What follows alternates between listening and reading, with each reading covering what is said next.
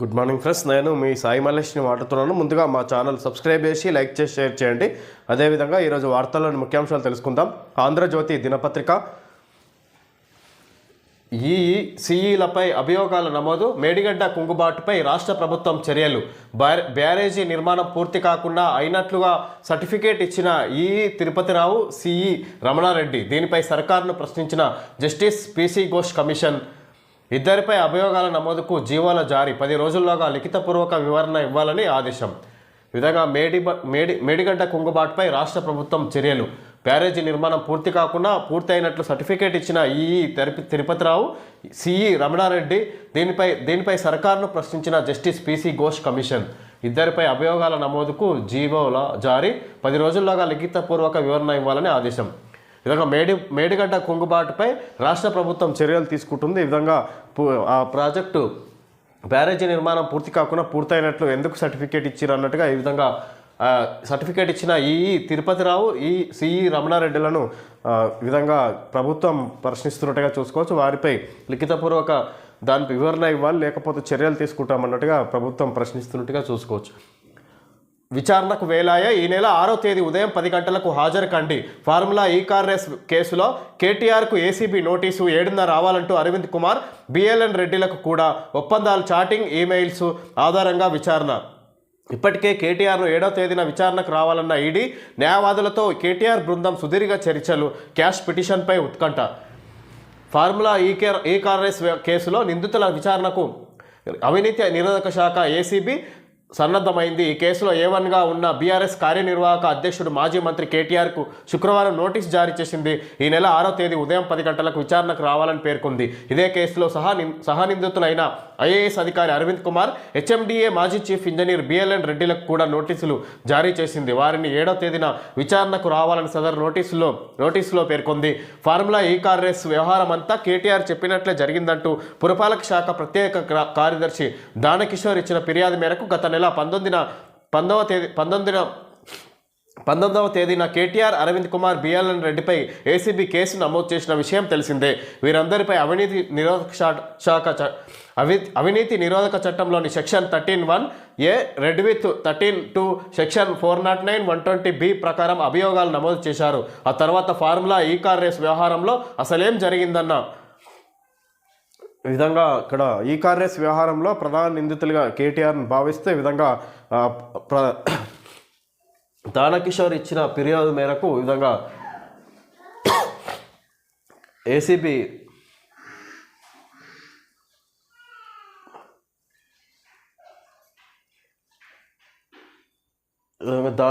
దానకిషోర్ ఇచ్చిన ఫిర్యాదు మేరకు ఈ విధంగా ఏసీబీ కేసు నమోదు చేసినట్టుగా చూసుకోవచ్చు. ఈ విధంగా అదేవిధంగా ఈడీ కూడా ఇప్పటికీ కేసు నమోదు చేసి విచారణకు హాజరు కావాలని కేటీఆర్కు, అదేవిధంగా అరవింద్ కుమార్, బిఎల్ఎన్ రెడ్డిలకు కూడా ఈ విధంగా విచారణకు రావాలన్నట్టుగా ఈడీ ఆల్రెడీ తేదీలను కూడా ప్రకటించింది. అయినా కూడా వాళ్ళు ఈడీ ఈ విచారణకు రాలేమన్నట్టుగా ఇక్కడ వాయిదా వేసుకున్నట్టుగా చూసుకోవచ్చు. అదేవిధంగా ఏసీబీ కూడా వాళ్లకు విచారణకు రావాలన్నట్టుగా ఇక్కడ పిలిపించినట్టుగా చూసుకోవచ్చు. ఈ విధంగా కార్ రేస్ వ్యవహారంలో కోట్ల రూపాయలు ఎలాంటి అనుమతులు లేకుండా కేటీఆర్ అనుమతితో ఈ విధంగా సొంత నిర్ణయంతో ఈ విధంగా అక్రమంగా బదిలీ చేశారు. కోట్ల ప్రభుత్వ నిధులు దుర్వినియోగం అయినాయి అన్నట్టుగా ఈ విధంగా ప్రస్తుత ప్రభుత్వం భావిస్తూ వారిపై కేసు నమోదు చేసినట్టుగా చూసుకోవచ్చు. దానిపై విచారించే అవకాశం ఉన్నట్టుగా చూడవచ్చు. ప్రమాణ పత్రాలు ఎందుకు? రైతులపై కేసులు పెట్టేందుకైనా భరోసా కోసం రైతులు అడుక్కోవాలా? అన్నదాతలకు 26,500 కోట్లు ఎగ్గొట్టారు. ఎంతమందికి రుణమాఫీ చేశారో గ్రామాల్లో ప్రభుత్వమే ప్రమాణ పత్రాలు ఇవ్వాలి. కేటీఆర్ ప్రమాణ పత్రాలు ఎందుకు? రైతులపై కేసులు పెట్టేందుకైనా భరోసా కోసం రైతులు అడుక్కోవాలా? రైతు భరోసా కోసం ఈ విధంగా కేటీఆర్ మాట్లాడుతున్నారు. ప్రభుత్వాన్ని అడుక్కోవాల్సిన పరిస్థితి ఉంది, వాళ్ళు ఇవ్వట్లేదు, ఇంకా నెగ్లెక్ట్ చేసుకొస్తున్నారు అన్నట్టుగా చెప్తున్నాడు. అన్నదాతలకు 26,500 కోట్లు ఎగ్గొట్టారు. ఎంతమందికి రుణమాఫీ చేశారో గ్రామాల్లో ప్రభుత్వమే ప్రమాణ పత్రాలు ఇవ్వాలి. కేటీఆర్ ఈ విధంగా రుణమాఫీ ఎంతమందికి చేశామో అని గ్రామాల్లో ప్రతి రైతుకు ప్రమాణ పత్రాలు ఇవ్వాలి రుణమాఫీకి సంబంధించి అన్నట్టుగా చెప్పుకొస్తారు. ఈ విధంగా రుణమాఫీకి సంబంధించి 26,500 కోట్లు ఎగ్గొట్టింది ప్రభుత్వం అన్నట్టుగా, ఇక్కడ రుణమాఫీ ఇవ్వలేదు ఇంకా ఎవరికి కూడా అన్నట్టుగా చెప్పుకొస్తారు కేటీఆర్. పరిహారం ఉదారం, రైతులకు వీలైనంత ఎక్కువ మొత్తం అందాలి. ఈ విషయంలో కలెక్టర్లు చొరవ చూపాలి. త్రిబుల్-ఆర్ జాతీయ రహదారులపై సమీక్షలో ముఖ్యమంత్రి రేవంత్ రెడ్డి, డిప్యూటీ సీఎం బట్టి విక్రమార్క, మంత్రులు కోమటిరెడ్డి వెంకటరెడ్డి, ఉత్తమ్ కుమార్ రెడ్డి, సీతక్క. త్రిబుల్-ఆర్ భూసేకరణ త్వరగా పూర్తి చేయాలి. దీనికోసం ప్రజాప్రతినిధులు, రైతులతో చర్చించండి. దక్షిణ భాగం అలైన్మెంట్ చేయించండి. అటవీ పర్యావరణ సమస్యల పరిష్కారానికి ప్రత్యేక అధికారులు. అండర్ పాస్ల నిర్మాణానికి ముందే జాగ్రత్తలు తీసుకోండి. 3 ఏళ్లలో హ్యామ్ విధానంలో రోడ్లు పూర్తి కావాలి. రేవంత్ రెడ్డి. ప్రాంతీయ రింగ్ రోడ్, త్రిబుల్-ఆర్ ఉత్తర భాగానికి సంబంధించిన భూసేకరణను త్వరగా పూర్తి చేయాలని, రైతులకు పరిహారం నిర్ణయించే విషయంలో ఉదారంగా వ్యవహరించాలని అధికారులకు ముఖ్యమంత్రి రేవంత్ రెడ్డి స్పష్టం చేశారు. ఆర్బిట్రేటర్లుగా ఉన్న జిల్లా కలెక్టర్లు వీలైనంత ఎక్కువ మొత్తంలో రైతులకు పరిహారం అందేలా చూడాలని నిర్దేశించారు. త్రిబుల్-ఆర్ జాతీయ రహదారుల భూసేకరణ పరిహారం హ్యామ్ హైబ్రిడ్ యానిటీ మోడల్ విధానంలో రహదారుల నిర్మాణం, రేడియల్ రోడ్ల నిర్మాణాలపై సచివాలయంలో సీఎం రేవంత్ రెడ్డి శుక్రవారం సాయంత్రం సమీక్ష నిర్వహించారు. భూసేకరణ సమయంలో స్థానిక ప్రజాప్రతినిధులతోనూ చర్చించండి. తరచూ రైతులతో సమావేశమై ఆయా రహదారుల నిర్మాణాలతో కలిగే ప్రయోజనాలను వివరించండి. తద్వారా భూసేకరణను వేగవంతం చేయవచ్చు అని ముఖ్యమంత్రి సూచించారు. త్రిబుల్-ఆర్ దక్షిణకు NHAI సూత్రప్రాయ ఆమోదం తెలిపినందున HMDAతో అలైన్మెంట్ చేయించాలని ఈ విధంగా త్రిబుల్-ఆర్కు సంబంధించి త్రిబుల్-ఆర్ రోడ్కు ఏర్పాటుకు సంబంధించి భూసేకరణ విషయంలో ఇక్కడ అధికారులు, జిల్లా కలెక్టర్లు ఇక్కడ ఎక్కువ చొరవ తీసుకోవాలి. రైతులకు కావాల్సిన పరిహారం ఎక్కువ మొత్తంలో అందించండి అన్నట్టుగా ఈ విధంగా రైతులతో ప్రత్యేకంగా సమావేశం ఏర్పాటు చేసి సమావేశమై మాట్లాడాలి. దాని రోడ్డు ఏర్పాటు వల్ల కలిగే ప్రయోజనాలను రైతులకు తెలియజేయాలన్నట్టుగా చెప్పుకొస్తుంది. తద్వారా భూసేకరణ ఈజీగా సులభతరం అవుతుంది అన్నట్టుగా చెప్పుకొచ్చారు. అదేవిధంగా దీంట్లో కేంద్ర ప్రభుత్వం అనుకూలంగా ఉండడంతో ఈ విధంగా త్వరితగతిన చేపట్టాలనే నిర్ణయంతో ఈ విధంగా సీఎం రేవంత్ రెడ్డి త్రిబుల్-ఆర్ గురించి ముఖ్యంగా సమావేశం ఏర్పాటు చేసి మాట్లాడగా చూసుకోవచ్చు. హైదరాబాద్కు మల్లన్న సాగర్ నీళ్లు 20 TMCల తరలింపులకు జలమండలి ఆమోదం. గ్రేటర్ హైదరాబాద్లో గోదావరి ఫేజ్ 2 ప్రాజెక్టుకు ఓకే. మంజీరా పాత లైన్ స్థానంలో కొత్త పైప్లైన్ నిర్మించండి. కేంద్రం నుంచి నిధులు తెచ్చుకునేలా DPR సీఎం రేవంత్ రెడ్డి. రాష్ట్ర ఏర్పాటు తర్వాత తొలిసారి జలమండలి బోర్డు భేటీ. గ్రామీణ రోడ్లకు 1000 కోట్లు నెల విడుదల. అధికారులకు ముఖ్యమంత్రి రేవంత్ రెడ్డి ఆదేశాలు. ఈ విధంగా 20 TMCల తరలింపులకు జలమండలి ఆమోదం. గ్రేటర్ హైదరాబాద్లో గోదావరి ఫేజ్ 2 ప్రాజెక్టుకు ఓకే. మంజీరా పాత లైన్ స్థానంలో కొత్త పైప్ లైన్ నిర్మించండి. కేంద్రం నుంచి నిధులు తెచ్చుకునేలా DPR సీఎం రేవంత్ రెడ్డి. రాష్ట్ర ఏర్పాటు తర్వాత తొలిసారి జలమండలి బోర్డు ఏర్పాటు చేసిన ఈ విధంగా రాష్ట్ర ఏర్పాటు తర్వాత తొలిసారి జలమండలి బోర్డు ఏర్పాటు చేసి దీని విధంగా ఇక్కడ పాత మంజీరా పైప్ లైన్ స్థానంలో కొత్త పైప్ లైన్ ఏర్పాటు చేయడం ద్వారా ఈ విధంగా మంచినీటిని ఇంకా ఎక్కువ మొత్తంలో తీసుకురావడానికి ఈ విధంగా ఇంకా 20 TMCల తరలింపులకు జలమండలి ఆమోదం. గ్రేటర్ హైదరాబాద్లో గోదావరి ఫేజ్ 2 ప్రాజెక్టుకు కూడా ఓకే చేసినట్టుగా చూసుకోవచ్చు. ఈ సందర్భంగా జలమండలి సమావేశం ఏర్పాటు చేసి ఈ విధంగా నిర్ణయాలు తీసుకున్నట్టుగా చూసుకోవచ్చు. గ్రామీణ రోడ్లకు 1000 కోట్లు నెల విడుదల. అధికారులకు ముఖ్యమంత్రి రేవంత్ రెడ్డి ఆదేశాలు. గ్రామీణ రోడ్లకు 1000 కోట్లు నెల విడుదలైతే అంట ఈ విధంగా అధికారులకు ముఖ్యమంత్రి రేవంత్ రెడ్డి ఆదేశాలు జారీ చేసినట్టుగా చూసుకోవచ్చు. నేడు రాష్ట్ర కేబినెట్ సమావేశం. రైతు భరోసా అమలుపైనే ప్రధానంగా చర్చ. రేషన్ కార్డుల జారీ, రైతు కూలీలకు 12,000 సాయంపై కీలక నిర్ణయం తీసుకునే అవకాశం. ఈ విధంగా రాష్ట్ర కేబినెట్ సమావేశం ఈరోజు ఏర్పాటు చేయనున్నట్టుగా చూసుకోవచ్చు. అదేవిధంగా అందులో రైతు భరోసా, అదేవిధంగా కొత్త రేషన్ కార్డుల గురించి కూడా నిర్ణయాలు తీసుకునే అవకాశం ఉన్నట్టుగా చూసుకోవచ్చు. దీని మీద మరొకసారి సమావేశం ఏర్పాటు చేసుకుంటారు అన్నట్టుగా చూడవచ్చు. ఇక్కడ అయ్యప్ప సొసైటీలోని 100 అడుగుల రోడ్డులో నిర్మాణంలో ఉన్న అక్రమ కట్టడం బరి తెగింపు. అనుమతులు లేకుండా 9 అంతస్తుల భవనం. అయ్యప్ప సొసైటీ 100 అడుగుల రోడ్డులో పాలమూరు గ్రిల్స్ పక్కన అక్రమ నిర్మాణం. GHMC నిబంధనల్ని పట్టించుకోని బిల్డర్. అధికారులు హెచ్చరించినా లెక్క చేయని తీరు. కూల్చేయాలన్న హైకోర్టు ఆదేశాలు బేఖాతరు. అక్రమ నిర్మాణాలను హైడ్రా కూల్చివేస్తున్న హైదరాబాద్లో పలు అనుమతులు లేని కట్టడాలు.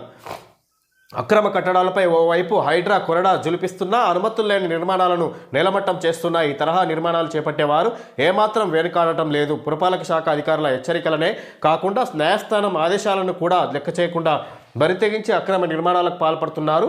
అయ్యప్ప సొసైటీ 100 అడుగుల రోడ్డులో నిర్మాణంలో ఉన్న అక్రమ కట్టడం. ఈ విధంగా రోడ్డునే ఆక్రమించి అపార్ట్మెంట్ను ఏర్పాటు చేసిన బిల్డర్. ఈ విధంగా జిహెచ్ఎంసీకి అనుమతులు లేకుండా అదేవిధంగా న్యాయస్థానం ఉత్తర్వులను కూడా లెక్క చేయకుండా ఈ విధంగా బిల్డరు బరితెగించి ఈ విధంగా ప్రభుత్వ భూమిని రోడ్డునే ఆక్రమించి అపార్ట్మెంట్ని ఏర్పాటు చేసిండన్నట్టుగా చూసుకోవచ్చు. ఈ విధంగా ఓవైపు హైడ్రా అక్రమ నిర్మాణాలను కూల్చివేస్తున్న ఇలాంటి వాటికి అలవాటు పడిన బిల్డర్లు మాత్రం ఏమాత్రం వెనకాడడం లేదు. ఈ విధంగా అక్రమ కట్టడాలు చేపడుతూనే ఉన్నారన్నట్టుగా ఇక్కడ చూడవచ్చు మనం. 6.5 డిగ్రీలు సిరిపూర్లో నమోదైన ఉష్ణోగ్రత. రాష్ట్రంలో పెరిగిన చలి తీవ్రత, అత్యల్ప ఉష్ణోగ్రతలు నమోదు. రాష్ట్రంలో చలి తీవ్రత మళ్లీ పెరుగుతుంది. 3 రోజుల క్రితం వరకు కనిష్ట ఉష్ణోగ్రతలు 14 నుంచి 20 డిగ్రీల మధ్య నమోదు కాగా తాజాగా అవి సగానికి పడిపోయాయి. గురువారం పలు జిల్లాల్లో 10 డిగ్రీల లోపునకు రాత్రిపూట ఉష్ణోగ్రతలు పడిపోయాయి. ఆసిఫాబాద్ జిల్లా సిర్పూర్లో రాష్ట్రంలోనే అత్యల్ప ఉష్ణోగ్రతలు నమోదయ్యాయి. అక్కడ 6.5 డిగ్రీలు నమోదు కాగా ఇదే జిల్లా తిర్యాని మండలంలో 6.6 డిగ్రీలు సంగారెడ్డి జిల్లా. ఈ విధంగా చలి తీవ్రత మళ్ళీ రాష్ట్రంలో పెరిగినట్టుగా చూసుకోవచ్చు. ఈ విధంగా అత్యల్పంగా కనిష్ట ఉష్ణోగ్రతలు నమోదైనట్టుగా చూసుకోవచ్చు. 6.5 డిగ్రీలు. ఇంకా అదే జిల్లాలో 6.6 డిగ్రీలు ఉష్ణోగ్రత అంతా తక్కువ పడిపోయినట్టుగా చూసుకోవచ్చు. ఈ విధంగా రాష్ట్రంలో చలి తీవ్రతలు పెరిగిపోయినాయి మళ్ళీ అన్నట్టుగా ఇక్కడ మనం చూడొచ్చు వార్త. ప్రపంచ తెలుగు సమాఖ్య మహాసభలను ప్రారంభిస్తున్న ఏపీ సీఎం చంద్రబాబు పైసా ఖర్చు లేకుండా హెచ్ఐసిసి నిర్మాణం ఆలోచనలే పెట్టుబడిగా సంపద సృష్టించాలి. దేశంలోనే అత్యధిక తలసరి ఆదాయం తెలంగాణలోనే. ఏపీ అభివృద్ధిలో పారిశ్రామికవేత్తలు భాగస్వాములు కావాలి. ఏపీ ముఖ్యమంత్రి చంద్రబాబు నాయుడు వ్యాఖ్య. ఘనంగా ప్రపంచ తెలుగు సమాఖ్య సభలు ప్రారంభం. ఈ విధంగా పైసా ఖర్చు లేకుండా హెచ్ఐసిసి నిర్మాణం ఆలోచనలే పెట్టుబడిగా సంపద సృష్టించాలి. ఈ విధంగా పైసా ఖర్చు లేకుండా పారిశ్రామిక వేదగా ఎదగవచ్చు అన్నట్టుగా చెప్పుకొస్తారు ఏపీ సీఎం చంద్రబాబు నాయుడు. ప్రపంచ తెలుగు మహాసభలను ప్రారంభించిన సందర్భంగా ఏపీ సీఎం తెలుగు జాతి గురించి ఈ విధంగా మాట్లాడగా చూసుకోవచ్చు. ఏపీ రాష్ట్రానికి అభివృద్ధికి సహకరించాలి అన్నట్టుగా ఈ విధంగా మాట్లాడగా చూసుకోవచ్చు ఏపీ సీఎం చంద్రబాబు నాయుడు. అల్లు అర్జున్కు ఉరట. షరతులతో కూడిన బెయిల్ మంజూరు. అనుమతి లేకుండా దేశం విడిచి వెళ్లరాదు. ప్రతి ఆదివారం పోలీసుల ఎదుట హాజరు. తొక్కిసలాట కేసులో కోర్టు ఆదేశం.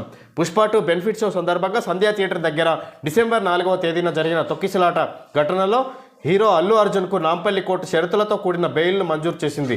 బెయిల్ పిటిషన్పై గత నెల 30వ తేదీన వాదనలు పూర్తి కాగా శుక్రవారం ఈ పిటిషన్పై నాంపల్లిలోని 2వ మెట్రోపాలిటన్ సెషన్స్ కోర్టు అదనపు న్యాయమూర్తి వినోద్ కుమార్ తీర్పును వెల్లడించారు. ఈ కేసులో A11గా ఉన్న అల్లు అర్జున్ ప్రస్తుతం హైకోర్టు ఇచ్చిన మధ్యంతర బెయిల్పై ఉండగా తాజాగా నాంపల్లి కోర్టు షరతులతో కూడిన సాధారణ బెయిల్ ఇచ్చింది. హత్యకు సూత్రధారిగా ఈ విధంగా A11గా బెనిఫిట్ షో సందర్భంగా ఈ విధంగా అల్లర్ల సందర్భంగా రేవతి అనే మహిళ చనిపోయిన సందర్భంగా ఈ విధంగా హీరో అల్లు అర్జున్పై ఈ విధంగా A11గా కేసు నమోదైన చూసుకోవచ్చు. ఈ విధంగా ఈ హైకోర్టు బెయిల్ ఇవ్వడంతో బెయిల్ మీద ఉన్న అల్లు అర్జున్ ఈ విధంగా నాంపల్లి కోర్టు దానికి సంబంధించి ఇంకా మధ్యంతర బెయిల్ మంజూరు చేసినట్టుగా సాధారణ బెయిల్ మంజూరు చేసినట్టుగా చూసుకోవచ్చు. ఈ విధంగా ప్రతిరోజు పోలీస్ స్టేషన్లో ఆయన ప్రతి ఆదివారం పోలీసుల ఎదుట హాజరు కావాలి. అనుమతులు లేకుండా దేశం విడిచి వెళ్ళరాదన్నట్టుగా అల్లు అర్జున్కు ఇక్కడ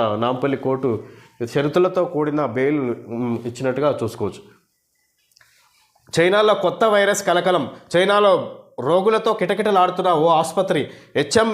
హెచ్ఎంపివి విజృంభణ. ఆసుపత్రులకు జనం. శీతాకాలంలో శ్వాసకోశ సమస్యలు తలెత్తడం సహజం. ఆందోళన అనవసరమన్న చైనా ప్రభుత్వం. 2001లోనే హెచ్ఎంపివి గుర్తింపు. అది సీజనల్ వ్యాధే. చైనాలో కొత్త వైరస్ వచ్చింది. ఈ విధంగా శీతాకాలం కావడంతో శ్వాసకోశ సమస్యలు తలెత్తడం సహజం. ఆందోళన అనవసరమన్న చైనా ప్రభుత్వం. 2001లోనే ఇలాంటి వ్యాధి వచ్చింది. హెచ్ఎంపివి గుర్తింపు. అది సీజనల్ వ్యాధే. ఈ విధంగా సీజనల్ వ్యాధి లాగా ఇది కూడా వస్తుంది అప్పుడప్పుడు అన్నట్టుగా చైనా ప్రభుత్వం. భయపడాల్సిన అవసరం లేదు. ఈ విధంగా ఆందోళన అవసరం లేదంటే చైనా ప్రభుత్వం దేశ ప్రజలకు తెలియజేసినట్టుగా చూసుకోవచ్చు ఈ వ్యాధి గురించి. సంద్రంలో సాహస యాత్ర. కాకినాడ సముద్ర తీరంలో జాతీయ పతాకంతో శ్యామల. 150 కిలోమీటర్ల అలవోకగా ఈదిన 52 ఏళ్ల శ్యామల విశాఖ నుంచి కాకినాడ తీరానికి 7 రోజుల ఈత. ఆసియాలోనే మొదటి స్విమ్మర్గా ఘనత. నడి సముద్రంలో మహిళా స్విమ్మర్ గోలి శ్యామల సాహసం చేశారు. విశాఖ నుంచి కాకినాడ వరకు 150 కిలోమీటర్లు అవలీలగా ఈది రికార్డు సృష్టించారు. మహిళల ఆరోగ్యం పర్యాటక రంగ అభివృద్ధి లక్ష్యంతో కాకినాడ జిల్లా సామర్లకోటకు చెందిన 52 ఏళ్ల గోలి శ్యామల డిసెంబర్ 28న విశాఖలోని ఆర్కే బీచ్ నుంచి ఈత ప్రారంభించారు. జనవరి 3వ తేదీ శుక్రవారం మధ్యాహ్నానికి కాకినాడ రూరల్ ఎన్టీఆర్ బీచ్కు చేరుకున్నారు. ఆసియాలోనే ఈ లక్ష్యాన్ని సాధించిందంట. ఈ విధంగా 150 కిలోమీటర్లు అలవోకగా ఈదిన 52 ఏళ్ల శ్యామల విశాఖ నుంచి కాకినాడ తీరానికి 7 రోజుల ఈత. ఈ విధంగా డిసెంబర్ 28న మొదలుపెట్టి ఈ విధంగా జనవరి 3 వరకు ఈమె ఈ విధంగా ఈదుకుంటూ వచ్చిందంటే ఈత కొట్టింది. అంటే అక్కడి నుంచి ఇక్కడికి 150 కిలోమీటర్లు అలవోకగా ఈదిన 52 ఏళ్ల శ్యామల ఈ విధంగా కాకినాడ సముద్ర తీరంలో జాతీయ పతాకంతో శ్యామల ఈ విధంగా ఈతతో ఈ విధంగా ఆమె లక్ష్యాన్ని సాధించింది అన్నట్టుగా ఆసియాలోనే ఈ లక్ష్యాన్ని సాధించిన మొదటి మహిళగా చెప్పుకొస్తుంది. పరిహారం ఆలస్యమైతే మార్కెట్ రేటు చెల్లించాల్సిందే. భూసేకరణ ప్రక్రియలో వ్యవధే కీలకం. పాత ధరల ప్రకారమే పరిహారం అంటే 300A అధికరణను ఉల్లంఘించినట్టే తీర్పులో స్పష్టం చేసిన సుప్రీంకోర్టు. ఎప్పుడో 2003లో సేకరించిన భూమికి 2011 నాటి ధరల ప్రకారం రేటు నిర్ధారించి ఆ సొమ్మును 2019లో చెల్లిస్తామంటే కుదరదని సుప్రీంకోర్టు తేల్చి చెప్పింది. అధికారుల కారణంగా పరిహారం చెల్లింపులు ఆలస్యమైతే ఆ పరిహారం చెల్లించే నాటికి సదరు భూములకు మార్కెట్ రేటు ఎంత ఉంటే అంత చెల్లించాల్సిందేనని, అలా మార్కెట్ ధరను పొందే హక్కు భూమి యజమానులకు ఉంటుందని స్పష్టం చేసింది. బెంగళూరు మైసూర్ మౌలిక వసతుల నడవ ప్రాజెక్టు BMICP కోసం 22 ఏళ్ల క్రితం భూములు సేకరించినా ఇంతవరకు నష్టపరిహారం చెల్లించలేదంటూ దాఖలైన పిటిషన్పై justice BR Gavai, justice KV విశ్వనాథన్తో కూడిన ధర్మాసనం విచారణ జరిపి ఈ కీలక తీర్పు ఇచ్చింది. దేశవ్యాప్తంగా ప్రభుత్వాలు చేపట్టిన భూసేకరణలో భూములను కోల్పోయి ఏళ్లు గడుస్తున్న పరిహారం అందని రైతులు, సామాన్య పౌరులకు ఉపశమనం ఇచ్చే తీర్పు ఇది. BMICP కోసం కర్ణాటక పారిశ్రామిక ప్రాంతాల అభివృద్ధి బోర్డు KIADB 2003లో ప్రాథమిక నోటిఫికేషన్ ఇచ్చింది. KIAD చట్టం ప్రకారం 2005 నవంబర్లో భూసేకరణ చేపట్టింది. సేకరణ పూర్తయి ఏళ్లు గడుస్తున్నా భూ యజమానులకు పరిహారం చెల్లించలేదు. వారి అభ్యంతరాలను ఈ విధంగా భూ యజమానులు ప్రభుత్వం భూమి వాళ్ళ సొంత భూములను ఈ కంపెనీ ఆక్రమించింది. ఈ విధంగా KIADB 2003లో ప్రాథమిక నోటిఫికేషన్ ఇచ్చి KIAD చట్టం ప్రకారం 2005 నవంబర్లో భూసేకరణ చేపట్టింది. కానీ సేకరణ పూర్తయిన ఏళ్ళు గడుస్తున్నా వాళ్లకు భూ పరిహారం ఇవ్వలేదు. వాళ్లకు నష్టపోయిన భూమి కోల్పోయిన రైతులకు ఈ విధంగా పరిహారం చెల్లించకపోవడంతో వాళ్ళు సుప్రీంకోర్టును ఆశ్రయించారు. అక్కడ సుప్రీంకోర్టు తీర్పు వాళ్లకు భూమిని కోల్పోయిన రైతులకు అనుకూలంగా తీర్పిచ్చినట్టుగా చూసుకోవచ్చు. ఈ విధంగా ప్రస్తుతం ఏదైతే మార్కెట్ రేట్ ఉందో అదే రేటు కట్టేయాలి వాళ్ళకు అన్నట్టుగా తీర్పునిచ్చినట్టుగా చూసుకోవచ్చు. ఈ విధంగా భూమి కోల్పోయిన రైతులకు వెంటనే పరిహారం చెల్లించకుండా వాళ్ళు నిర్లక్ష్యం చేయడం వల్ల, వాళ్ళ తప్పుదం వల్ల భూమి కోల్పోయిన వాళ్ళు ఇబ్బంది పడాల్సిన అవసరం లేదు. ఇప్పుడు వాళ్ళు ఏదైతే ప్రస్తుతం మార్కెట్ ధర ఏదైతే ఉందో ఆ ధరనే చెల్లించాలన్నట్టుగా తీర్పునిచ్చినట్టుగా చూసుకోవచ్చు. సంగారెడ్డి జిల్లాలో రోడ్డు ప్రమాదం, 4 మృతి. గుమ్మిడిదల మండలం నల్లవల్లి అటవీ ప్రాంతంలో ఆటోను ఢీకొన్న కారు బొల్తాపడ్డ ఆటోను వెనుక నుంచి ఢీకొట్టిన కూరగాయల ఆటో. ఈ విధంగా ఫస్ట్ కారు ఢీకొట్టింది. ఆ తర్వాత బొల్తాపడిన ఆటోను మరో ఆటో వచ్చి ఢీకొట్టడంతో ఈ విధంగా 4 మృతి చెందిరు మొత్తంగా ఈ ప్రమాదంలో. వైద్య కోర్సుల సీట్లు ఖాళీగా ఉండకూడదు. 3 నెలల్లో విధానాన్ని రూపొందించండి, రాష్ట్రాలతో చర్చించండి. కేంద్రానికి సుప్రీంకోర్టు ఆదేశం. వైద్య కోర్సుల సీట్లు ఖాళీగా ఉండకూడదు. 3 నెలల్లో విధానాన్ని రూపొందించండి, రాష్ట్రాలతో చర్చించండి. కేంద్రానికి సుప్రీంకోర్టు ఆదేశం. ఈ విధంగా వైద్య కోర్సుల సీట్లు ఖాళీగా ఉండకూడదు, పూర్తిగా భర్తీ చేయాలన్నట్టుగా కేంద్రానికి సుప్రీంకోర్టు ఆదేశాలు జారీ చేసింది. ఈ విధంగా వైద్య కోర్సులకు సంబంధించి ఏ ఒక్క సీటు కూడా ఖాళీగా ఉండకూడదు అన్నట్టుగా సుప్రీంకోర్టు కేంద్ర ప్రభుత్వానికి ఆదేశాలు జారీ చేసినట్టుగా చూసుకోవచ్చు. మనసును చదివే యంత్రం, మైండ్ రీడింగ్ మిషన్ను అభివృద్ధి చేసిన చైనా శాస్త్రజ్ఞులు మూర్ఛ బాధితురాలి ఆలోచనల్ని డీకోడ్ చేసిన యంత్రం. ఈ విధంగా మనసును చదివే యంత్రాన్ని కనుగొన్నదంటే చైనా ప్రభుత్వం. ఈ విధంగా మైండ్ రీడింగ్ మెషిన్ను అభివృద్ధి చేసిన చైనా శాస్త్రజ్ఞులు మూర్ఛ బాధితురాలి ఆలోచనల్ని డీకోడ్ చేసిన యంత్రం. మూర్ఛ బాధితురాలు ఆమె మాట్లాడలేదు, కానీ ఆమె ఆలోచనల్ని డీకోడ్ చేసి మనకు అవతల వ్యక్తికి చేసే ఆమె ఏదైతే చెప్పబోతుందో అది ఆ మిషన్ ఆమె రీడ్ చేసి ఆ మైండ్ని అది బయటికి తెలియజేసే యంత్రాన్ని కనుగొన్నట్టుగా చూసుకోవచ్చు అక్కడి శాస్త్రవేత్తలు. ఓకే ఫ్రెండ్స్, ఈరోజు వార్తల్లోని ముఖ్యాంశాలు తెలియజేయడం జరిగింది. Thank you friends.